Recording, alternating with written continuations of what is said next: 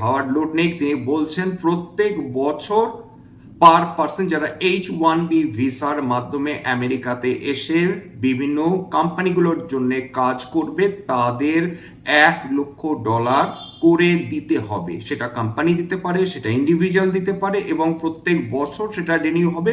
গোটা বিশ্ব সেটা জেনে গিয়েছিলেন। আজকের হোয়াইট হাউসে যিনি স্পোকস পার্সন ক্যারোলিন লেভিট, তিনি 360 ডিগ্রি ঘুরে গেলেন।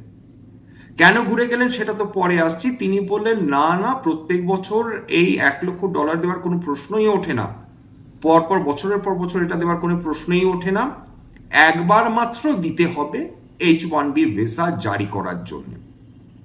এই প্রসঙ্গে বলে রাখা দরকার যে মুহূর্তে ট্রাম্প এই যে বিলটা সাইন করেছিলেন, তারপর মাইক্রোসফট, মেটা, গুগল যারা H1B ভিসাধারী ছিলেন